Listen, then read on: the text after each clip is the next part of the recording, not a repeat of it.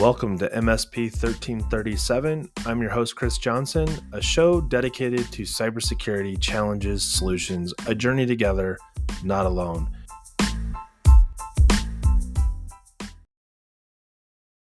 Episode of MSP 1337. We are getting close to the Pack State Beyond event. In fact, it is literally a week from today will be the first day of sessions. And with me, I have Josh Hohbein of CentrexIT. Josh, welcome to the show. Hey, glad to be back again. Yeah, you kind of are a borderline regular. I think you've already been on twice this year. So, with the number of episodes, that makes you a regular. But I wanted specifically today to talk about what you're doing at Pack State Beyond. I think it's a testament to many of the conversations you and I have had, conversations that Matt Lee and Dom Kirby and the four of us collectively have either had together or separately, and in many cases, actually talking about the very same things, both related and unrelated to what you're proposing or what you're presenting at Pack State Beyond. And just to give the audience a little bit of background, you spend a lot of time and energy both with the Trustmark working group and your involvement with GTI. So you have regular exposure to myself and Matt Lee and some of the others that speak this, I'm going to say, proverbial language around doing risk assessments, what risk assessments look like, why it's so important to do them. And then kind of that whole, how does this get reflected, or what are the inflection points of knowing when an organization is starting to show maturity in their approach for doing one? Because I think there's evidence of maturity by proposing you're going to do a risk assessment, and maybe just give a little bit of background as to how you got into doing risk assessments and maybe explain the components of what goes into a risk assessment, that kind of thing. Maybe just kind of a little bit of the backstory for how you got into this. Yeah, no, so it all really comes back to, what we've talked about not only on this podcast, but plenty of other places. If you know me in the industry, I'm always touting the, cyber maturity model where we've made, took controls and stuff and made them easy. And it really tied back to that. And having it as the risk assessment. So the maturity model is kind of the roadmap, the blueprint, our whole everything we do, the services, the products, our whole security offering is based off of this. So it made sense to then basically, well, we're kind of doing a gap assessment, but let's go a step further. And what really kicked it off is seeing, some of our clients going out and paying a lot of money for a large consulting company to do a risk assessment. And they came in and with their, spreadsheets and basically, hey, here's 60 questions or more on do you do this, upload some evidence and stuff here. And it was always based off of like usually NIST. And then at the end of it, they got, maybe a fancy PDF or a large Excel sheet. And our point of contact, the client, was left wondering of like, what the heck do I do here? Like it says I'm missing policies and I could be doing it, but they didn't have a clear definition and they had just paid, tens of thousands for this, right? So I really came at it with, hey, we've simplified aligning to a framework. Let's simplify a risk assessment and make it really a practitioner level of what specific steps do I need to take right now to address business risk. So what I'll be doing at PAX8 with Matt Lee and Dom Kirby is, really giving away our secret sauce of exactly how I do risk assessments within the organization. And they've been a great source of like a sales funnel where we're leading with those. I'm also helping our current clients with them as well. Because, first and foremost, it's not just an external vulnerability scan. Like, yeah, that's part of it, but that's not your full assessment. And then on the other side, it isn't just, hey, answer these questions, because at that point, it's more of a self-guided attestation, a guided self-attestation at that point. It's working with the client, and it's a combination of, yes, the external scan, yes, there are things that I need you to ask, to answer some questions and provide some feedback on. But we're actually looking at the configurations of their environment, their Microsoft, their Right. Google, their Active Directory, the network, the things that will actually matter and will actually get them compromised and can provide, business risk. And from there, in that process, we are checking off what things they meet on the maturity model, which is the framework, and we're showing them, hey, these are the high risks that need to be addressed right away. They have a roadmap.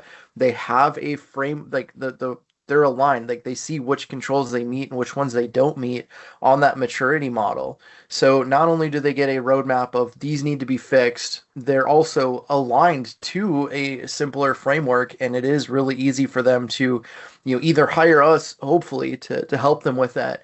But even if they don't, to take it internally or potentially to, maybe a break fix, depending on their budgetary needs, to look and say, hey, I need this done, and then what do I do next? Well, XYZ. So I found really good It, success with it.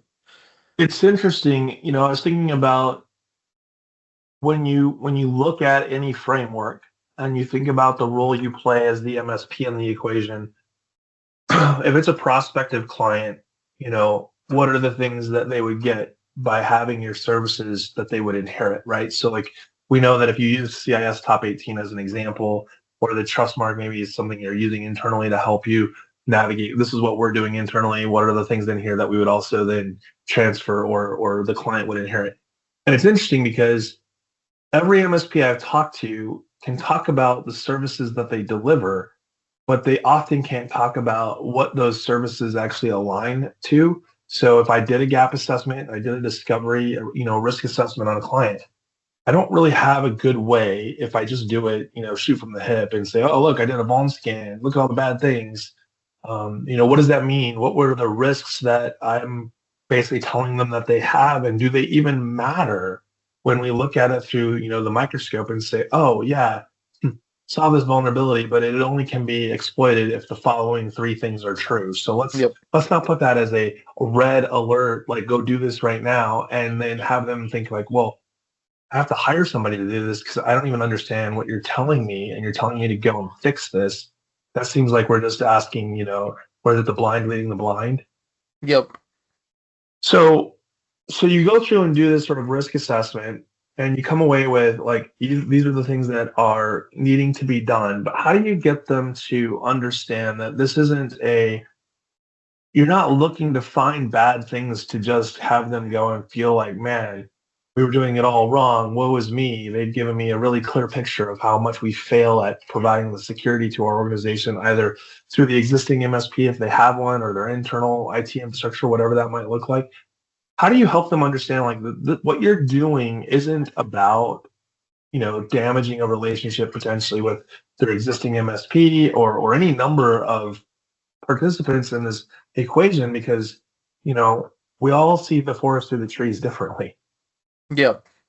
No, there's a couple of ways we go about it. I mean, there are, ones that I've done, assessments that I've done for clients who are currently working with an IT provider or maybe a smaller MSP, and it is never, a blame of things like that. It is like, hey, these are the facts, and we at Centrix are more than happy to help you, whether on a MRR or NRR basis, but Sure. you are fully able to take this, our findings and bring it to your preferred provider for them to do.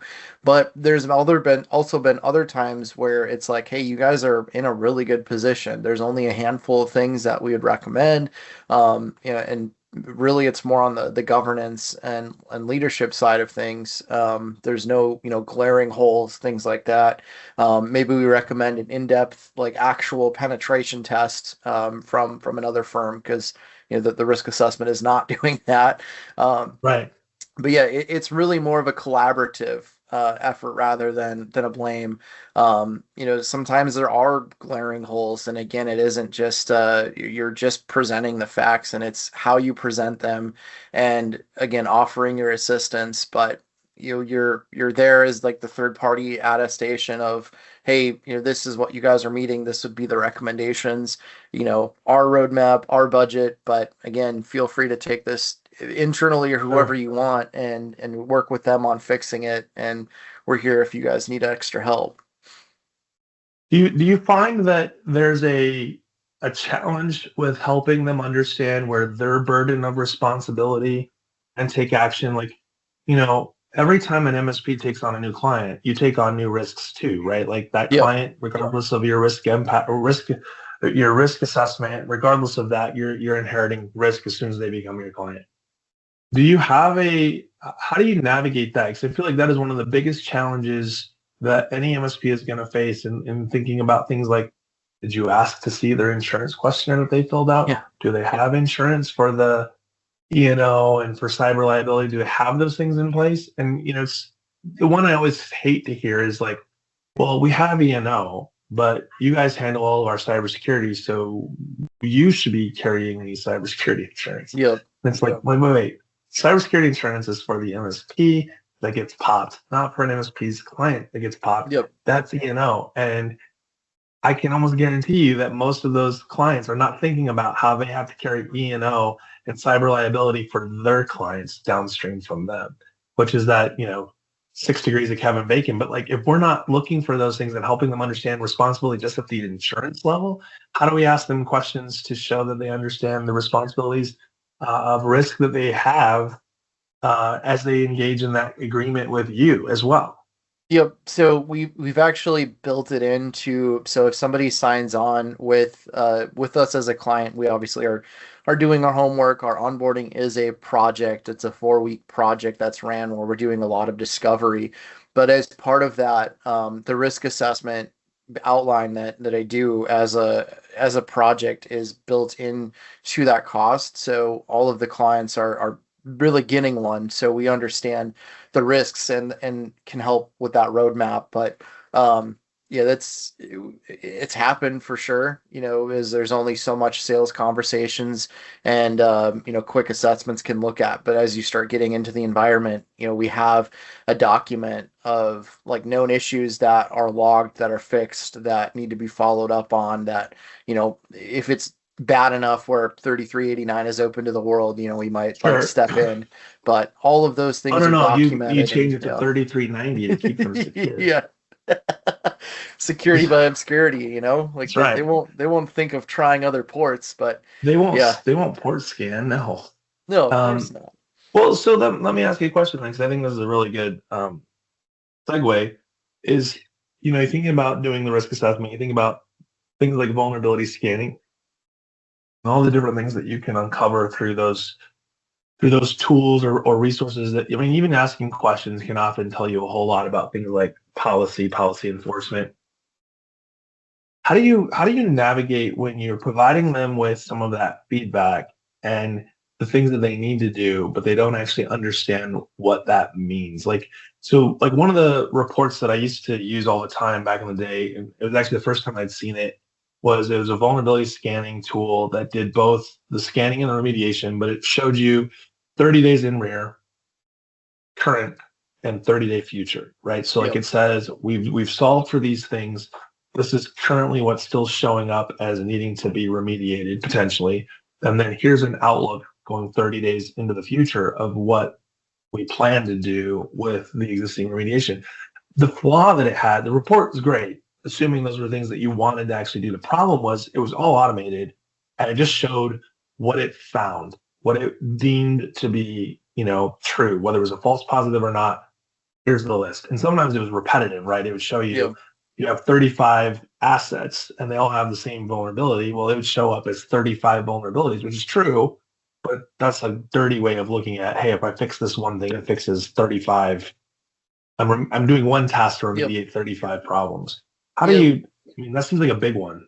Yeah, luckily, like the vulnerability management platform we use, it's called Shield Cyber. And a shout out to them. They do that like where they combine. We get like an executive summary of like, yes, it says you have 47, but if you update, these two servers, like it takes care of all 47. So we're able to easily Sure. show that. But I also explain it. I mean, that's the whole thing here is like really, and dumb it down isn't the right context, but make it much more digestible of I let him in on a secret. I'm like, hey, honestly, vulnerability scanning is just, telling you if you're installing your updates. So, really it just shows that we're behind on updates. We need to patch whether it was missed or, do you have a business reason for leaving this one behind? And then we need Sure. to add compensating controls to it. So that's really what it comes down to is just, hey, are you installing your patching, your updates, whether it's on edge devices or endpoints. And if there's something glaring, then we'll go into detail over why this is bad. If you have an exposed firewall management system, like, hey, we can't have that or whatever. But really, the vulnerabilities come down to, hey, we just need to run updates on these. And if they say, well, we can't, or this is like a lab machine or a manufacturing machine, then okay, we need to have another conversation over like this is a risk. Like what other Sure. compensating controls get into the air gapping, the separate VLAN, DMZ, XYZ. But yeah, just really simplifying it because yeah, that's my. It's a gripe with vulnerability scanning is like yeah, you run a scan Nessus or whatever, and it's like oh you have 1,000 and all of these, and you're looking at it like what the hell Yeah. do I even do with this? And yeah, it's You're like, try to oh, look, a simplify JavaScript it. library from 2004 on every asset. Yeah, Wait, it's included in the patching? What do you mean it's included in the patching? yeah.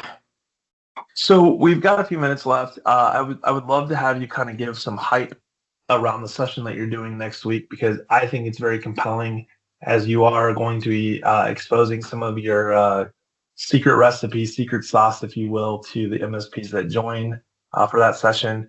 Kind of walk me through how this came about and why Pack State Beyond to sort of share with the world. Yeah, I mean, we're big at Centrix. We're big Pax8 partners, and I love working with Matt Lee, Dom Kirby. Beyond is one of my favorite conferences, so I'm very excited to work with them. Matt Lee, especially on the cybersecurity track, does a lot of the content, so it is very educational with that. And they kind of reached out to me and asked if I would want to do a session with them, and we made a fake company. So if you ever worked with Matt or Dom, they are fun guys to work with. So not only will it be educational, but we'll have some jokes and fun times thrown there. But we made a fictional company and really just ran the assessment on the company. So on stage, be able to see that like that client meeting, that executive summary where I go over the findings, discuss the findings with Dom and Matt. There'll be some role play in there. And I mean, it really is like I'm giving you the 11 secret herbs and spices of our risk assessment is you'll walk away with the cyber maturity model, which I know I've shared out plenty of other times, but you'll have it Sure. then as well. And you'll be able to see how I align the risk and the assessment to it and what things that you should actually look for, in my opinion, to make your risk assessment worthwhile. And Sure. it doesn't involve getting a high paid consultant. And really, if you're a managed service provider, you should be able to look at these things and perform this. So you're going to be able to increase your projects. Have this as an NRR, which then obviously will when you do these when you're offering these adds to your sales funnel of hopefully capturing that as managed reoccurring revenue. Yeah, it's not to give away any secrets, but having seen your maturity model a few times, I think it's kind of cool to one of my big takeaways from the maturity model that you've built out using the Venn diagram of showing people, process, and technology, or people, process, and tools, quite honestly, and where those overlaps are across the three categories. What I found interesting is without, I don't know that I saw any exceptions across the board, but so my observation, and you can correct me if I'm wrong, is that as you mature, not only is there a shift of heavy saturation of tools on the one side without people process really being in the equation, but when those shifts start to happen, you also start to see a real reduction in the number of tools being used, Oh yeah. which for me, I thought it could also go the other direction, right? Like as people and processes mature, you're like, oh, we're missing a tool for X, Y, and Z. We need to add that in, which obviously can happen. I think especially if you find a gap that you didn't know about as you mature your organization. But the reality is you're getting rid of a lot of technology or tech debt, I think is probably the best way to describe it. If I look at an MSP that's been doing it for 10 years, they lack the maturity, kind of showing your level one, level two, if you will, have that heavy tool saturation. They're spending a lot of money on technology, and they're probably not getting a lot of ROI unless all of those tools are being handled and managed by a third party. Yeah, no, it is fun if you look at that Venn diagram. Your level one is like all tool basically with a little bit of pop process and people. And as you go to two to three to four, it does shift. I mean, you can see the shift in the Venn diagram where it's more the people, Sure. the process, with maybe a little overlap in the tooling. Yeah, you could have. I suppose you could see where your three circles were to become a lot more collapsed on each other. So the overlap in the center is a much bigger piece of the overall circle. And Hmm. I think that's another, potentially a future episode or even a future in-person conversation around looking at what real governance looks like, right? So governance isn't just the people, process, and technology. It's how does that organization not just survive but thrive in the absence of, say, business owner or in the absence of technology failing.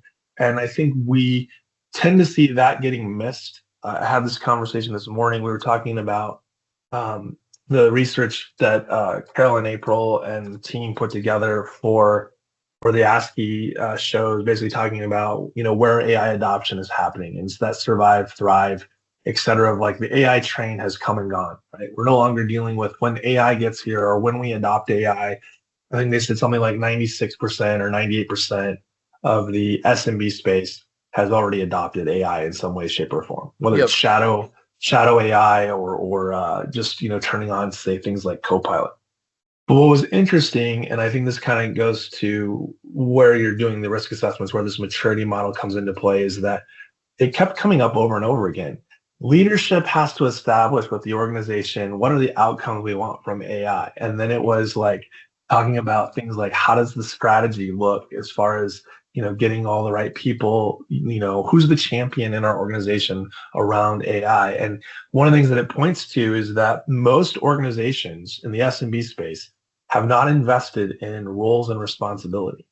And if you think about that for a minute, like it's not saying that you need to have a named CEO or a named, chief marketing officer, those kind of things. What it's saying is are there clearly defined roles and responsibilities that are recognized by everybody in your organization, which then translates into if that's being done well, then that means that those are interchangeable because the clarity around the work needing to be done can be given to somebody else in the event that that individual is no longer there.